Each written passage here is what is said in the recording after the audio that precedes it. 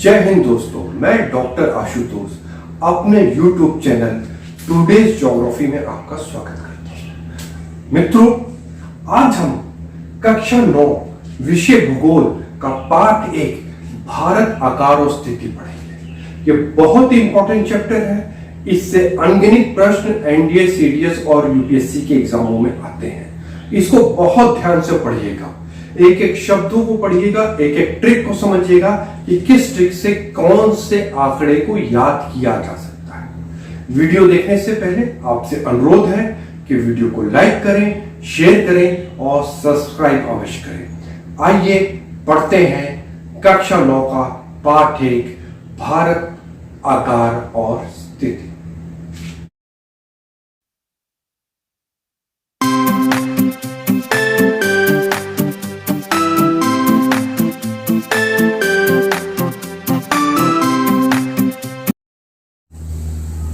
आइए पाठ का आरंभ करते हैं। सबसे पहले हम जानेंगे कि संपूर्ण पृथ्वी पर भारत की स्थिति क्या है, भारत पृथ्वी के किस भाग में अवस्थित है, लोकेशन क्या है। तो इसके लिए हमें दो चीजों की आवश्यकता पड़ती है, एक अक्षांश और दूसरी देशांतर। इन्हीं के माध्यम से हम भारत की नहीं, किसी भी शहर की, किसी भी गांव की, किसी भी देश की पृथ्वी पर ग्लोब पे हम अवस्थिति लोकेशन पता कर सकते हैं। तो भारत का अक्षांशीय विस्तार कितना है? 8 डिग्री 4 मिनट उत्तर से 37 डिग्री 6 मिनट उत्तर। अब ये मान लीजिए पृथ्वी है, तो ये क्या है? 0 डिग्री भूमध्य रेखा है, ठीक है।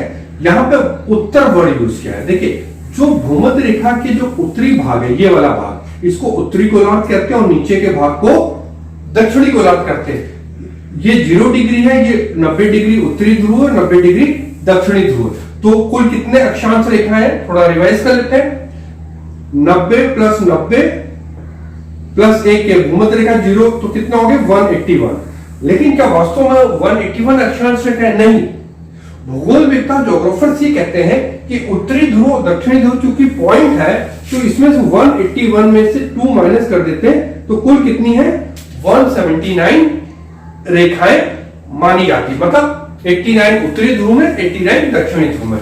तो यहां वर्ड यूज हुआ उत्तर। इसका मतलब है कि भारत उत्तरी गोलार्ध में है, ठीक। उत्तरी गोलार्ध में तो 8 डिग्री है, 0 डिग्री है, तो हम यहां पे एक 8 डिग्री की, ये सब काल्पनिक रेखा लाइन खींच लेते हैं। और दूसरी क्या? 37 डिग्री, ये 23.5 डिग्री कर्क रेखा जो भारत के बीचों बीच से गुजर रही है। तो यहां पे हम क्या करेंगे? 37 डिग्री की भी एक लाइन खींच लेंगे। ये 8 डिग्री की हो गई और ये 37 डिग्री। इसका मतलब है कि भारत की स्थिति इन दो रेड रेखाओं के बीच में है।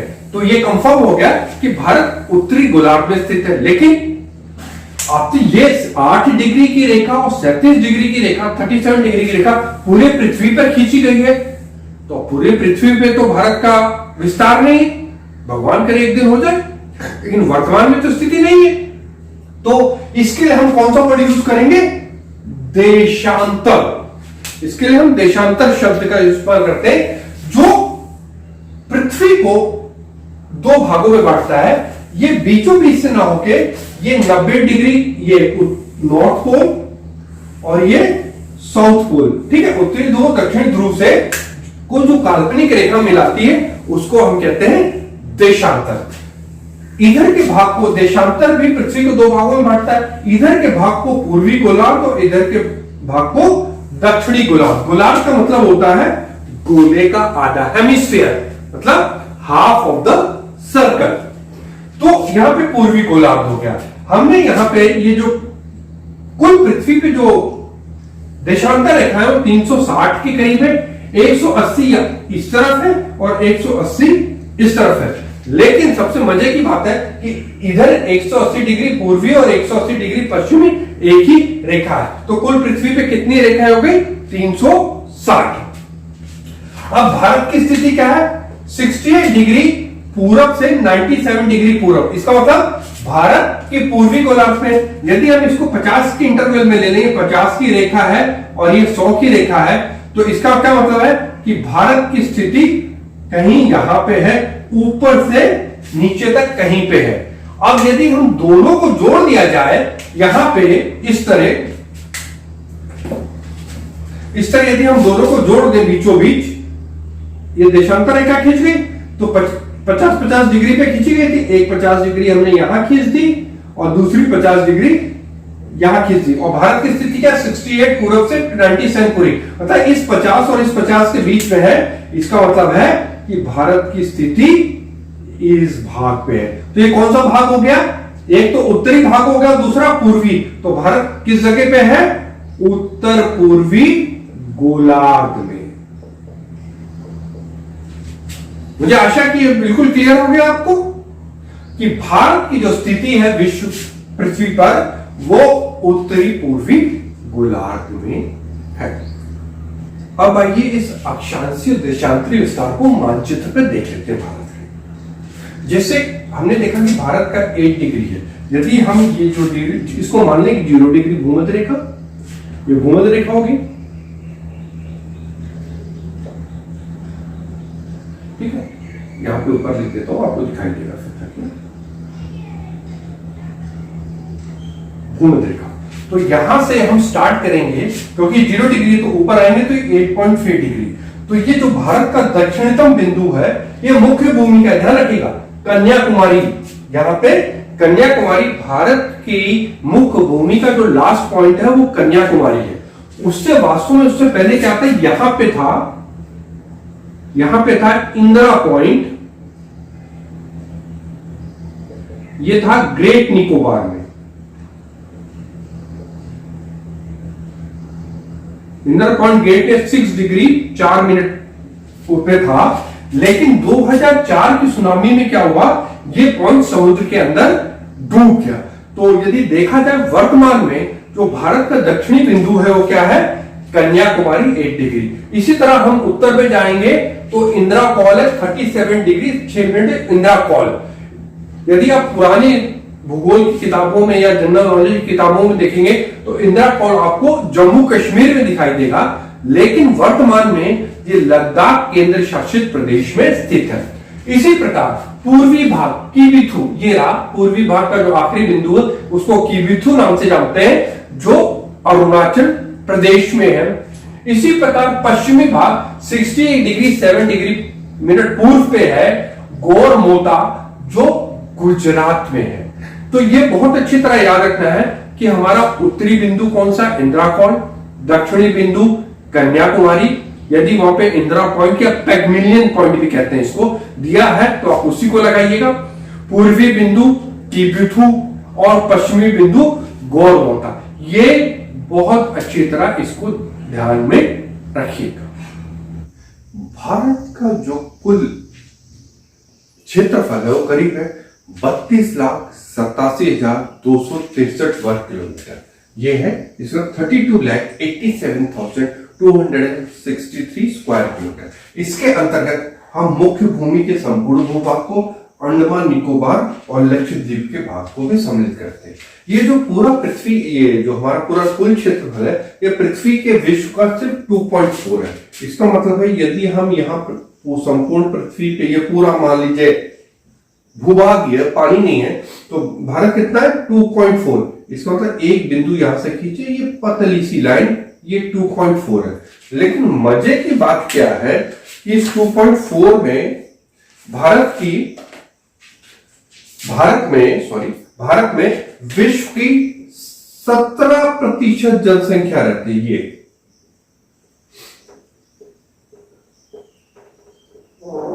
मतलब विश्व के 2.4% भाग में विश्व की 17% जनसंख्या रहती है। यही कारण है कि सरकार और बुद्धिजीवी क्यों कहते हैं कि जनसंख्या को नियंत्रण करना आवश्यक है, ताकि हम आने वाली पीढ़ी को एक अच्छा भारत दे सके।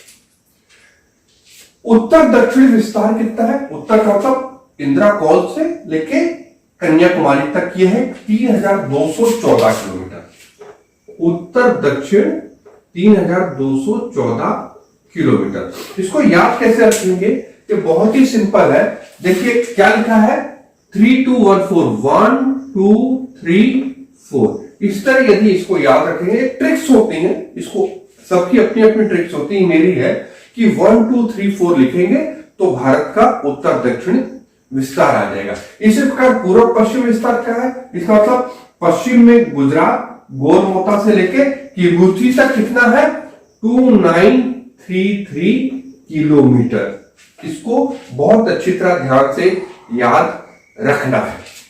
इसके अलावा स्थलीय सीमा है 15,601 किलोमीटर और कई किताबों में 15,200 है, लेकिन जो होम मिनिस्ट्री है उसने जो आंकड़ा दिया है 15,601.2 किलोमीटर। स्थलीय सीमा का मतलब है कि यहां से ये जो पूरा भूभाग है, ये जो जम्मू कश्मीर, हिमाचल प्रदेश, उत्तरांचल, उत्तर प्रदेश, बिहार, सिक्किम और ये आसाम, अरुणाचल प्रदेश, नागालैंड, त्रिपुरा, नागालैंड, मिजोरम, मणिपुर, मिजोरम और ये यहां तक त्रिपुरा तक, ये जो पूरा भूभाग है ये 15,200 किलोमीटर किताबों में लिखा है, लेकिन जो गृह मंत्रालय है, जो ऑथेंटिक है, 15,601.2 किलोमीटर। इसी प्रकार भारत की मुख्य भूमि की तटीय सीमा 6,100। तटीय सीमा का मतलब यह गुजरात से स्टार्ट होते हुए पश्चिमी घाट होते हुए पश्चिमी तट, ये पूर्वी तट होते कलकत्ता तक करीब कितना है,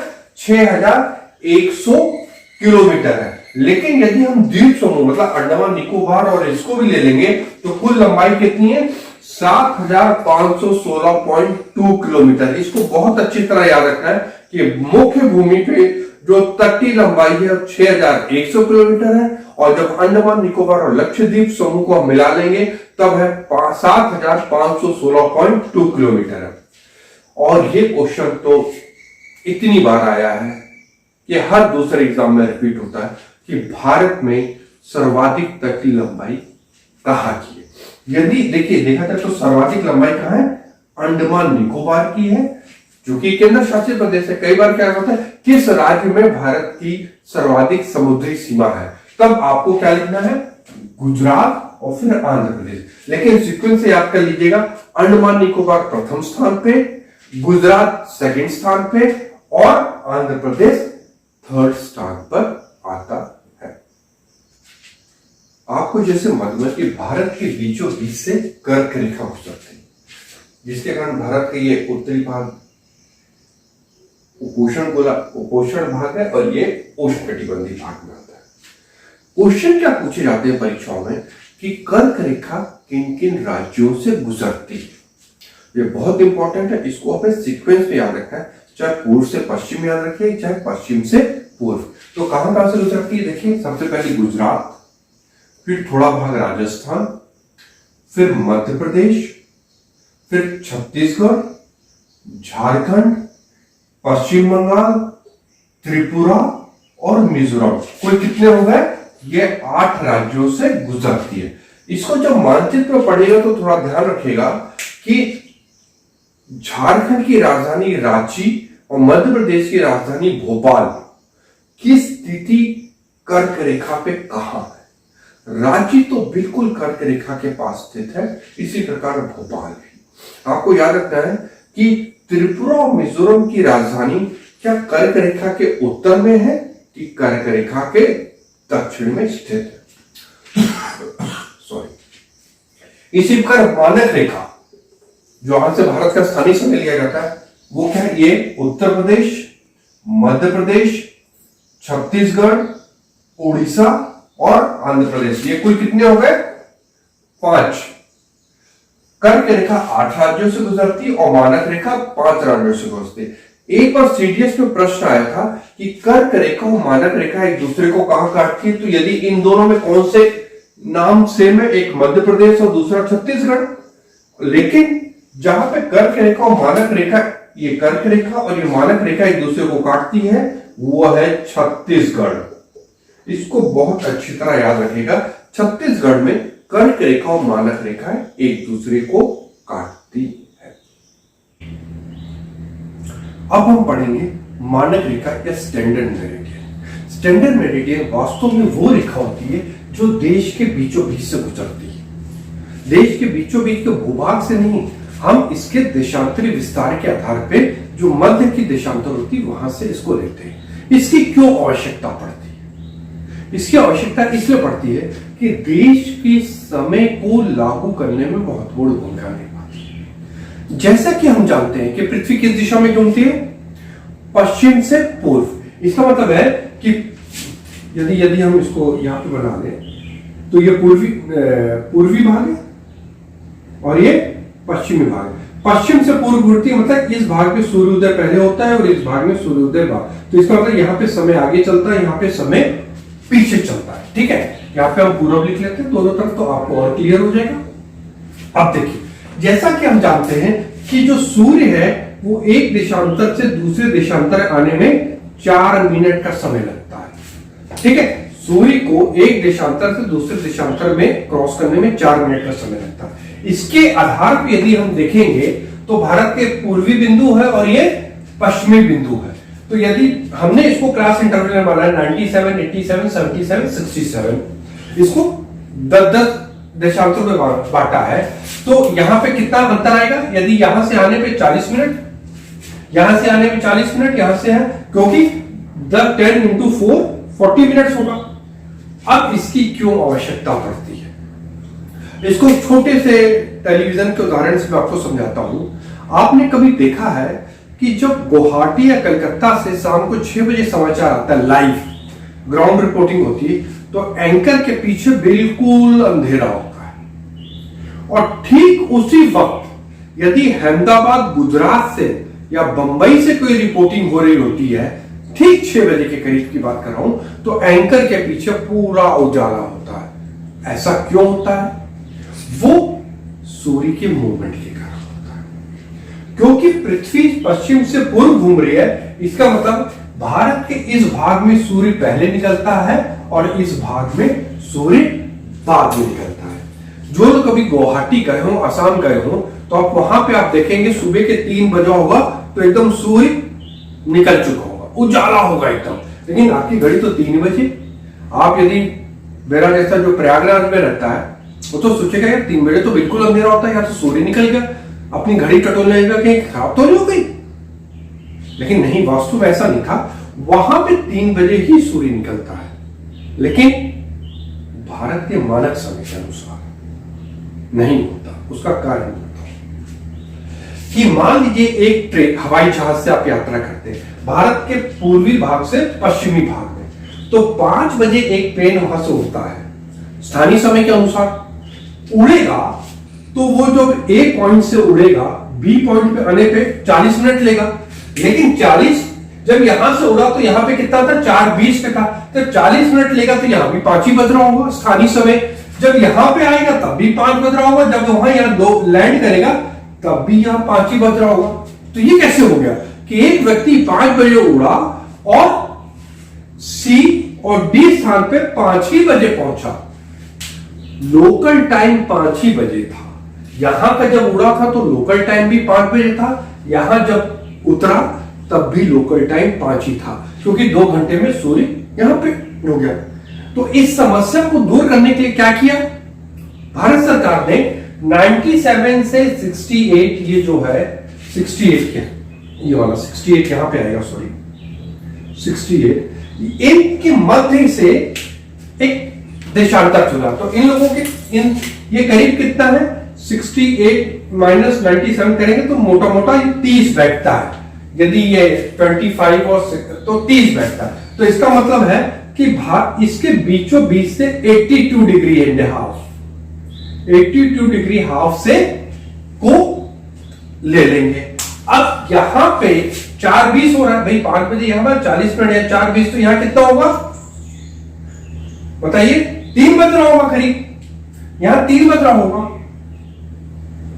तो ये जो 3 बज रहा है 82 डिग्री पे, यही दोनों जगह का समय हो जाएगा। तो अब क्या होगा? यहां पे भी 3 बजेगा और यहां पे भी 3 बजेगा। तो जब यहां 3 बजे प्लेन उड़ेगा तो 2 घंटे बाद यहां पहुंचेगा तो यहां पे 5 बज रहा होगा। ठीक है, तो भारत की जो मानक रेखा है ये देखिए 82 डिग्री हाफ, ये बीचों बीच से ली गई है। ये इलाहाबाद और मिर्जापुर के मध्य नैनी से ली गई है, इसको याद रखिएगा। इससे रिलेटेड प्रश्न एनडीए सीडीएस में, तो एनडीए में तो हर साल एक प्रश्न आता है टाइमिंग को लेके कि यहां इतने बजे हैं तो यहां कितने बजेगा। वो मैं 6th क्लास का जो चैप्टर अक्षांश देशांतर पढ़ाऊंगा तो उसमें आपको पूरा विस्तार से इस चीज को और अच्छी तरह समझा दूंगा। क्योंकि मैं भारत का लोकेशन पढ़ा रहा हूं तो इसलिए इतना डिटेल में यहाँ पे नहीं हूं। ठीक है, आईएएस में भी 2017-18 में एक बार क्वेश्चन आ चुका है इसी प्रकार का कि यहाँ इतने बजे थे तो यहाँ कितने बजे होंगे। तो ये बहुत इंपॉर्टेंट आपको समझना है। क्या समझना है कि भारत का मानक समय 82.5 डिग्री पूर्व से लिया जाता है, जो इलाहाबाद मिर्जापुर के मध्य नैनी से गुजरती है।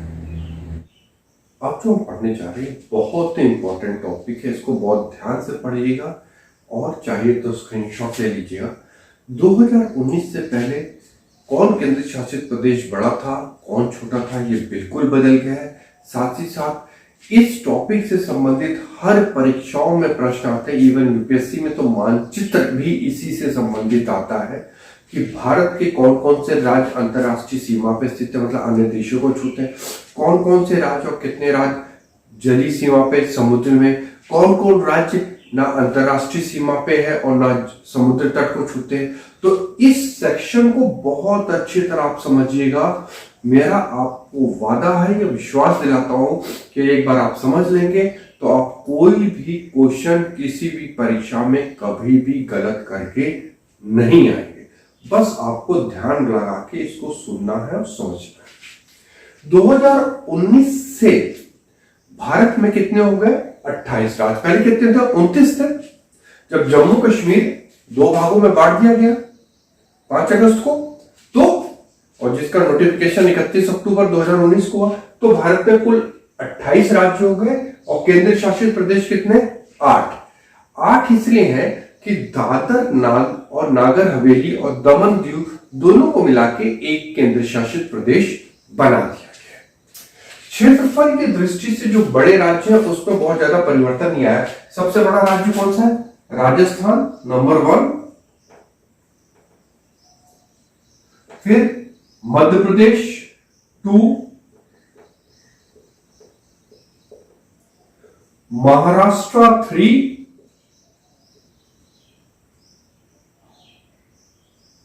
और उत्तर प्रदेश 4।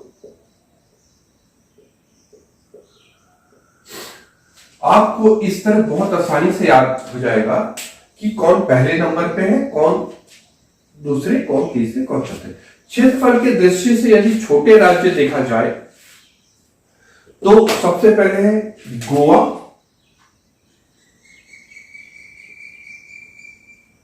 एक नंबर पे, इसको मैं रेड मार्क से। दूसरा है सिक्किम, ये सेकंड नंबर पे, और थर्ड नंबर पे है त्रिपुरा।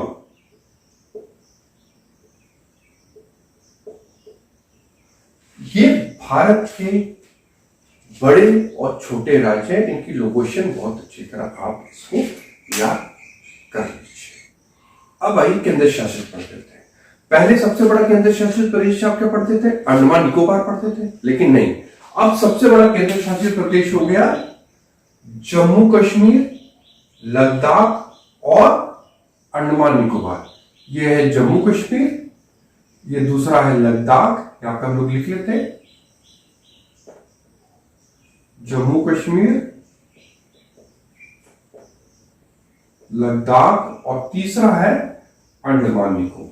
ये अंडमान निकोबार लिखा हुआ है, ये पूरी तरह बदल गया है। इसी प्रकार जो सबसे छोटे केंद्र शासित प्रदेश है उनमें भी परिवर्तन आ गया। लक्षद्वीप 1 नंबर पे चला गया, यहां पे चंडीगढ़ है 2 नंबर पे,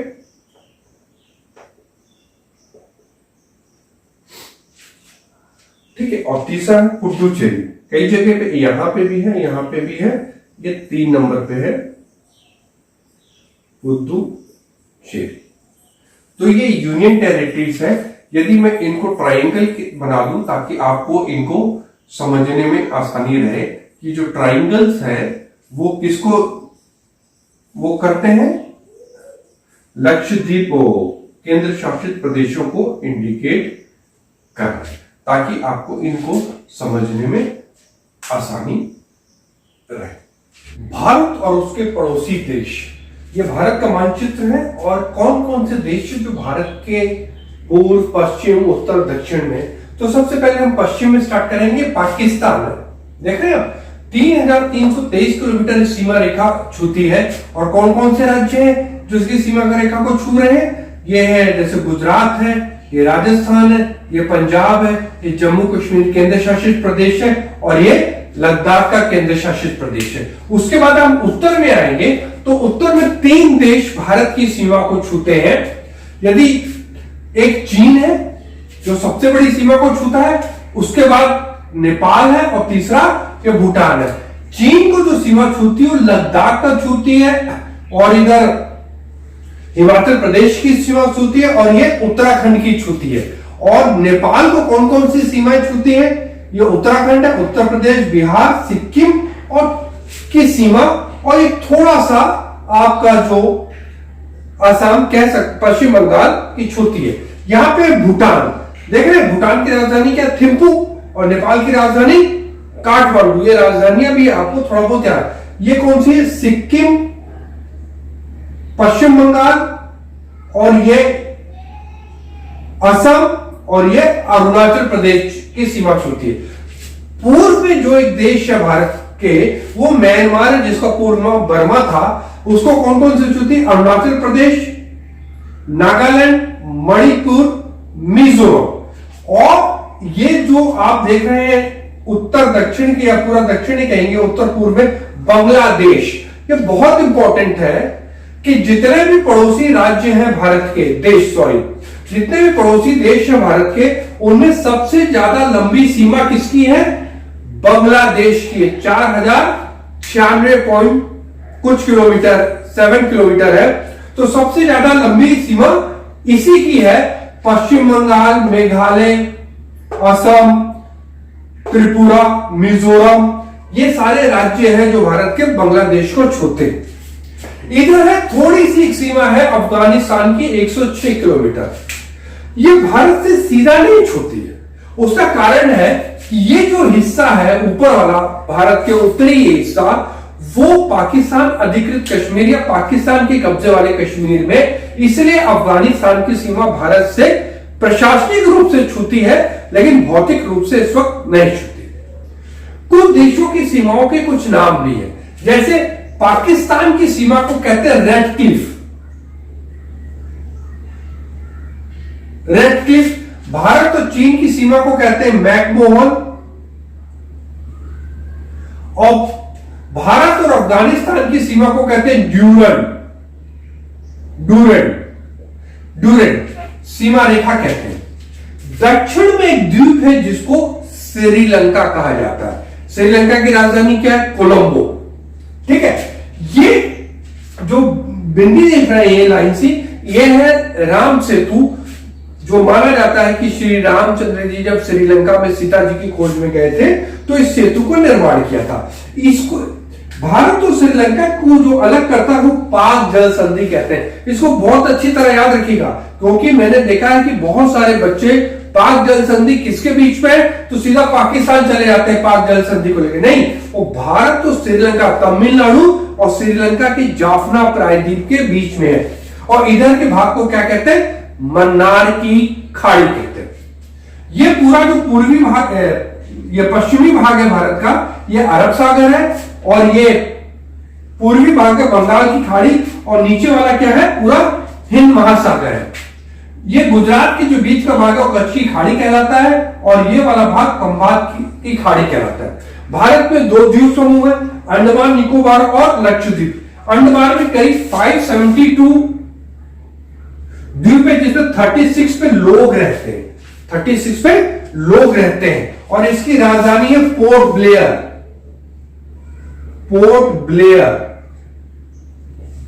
ठीक है।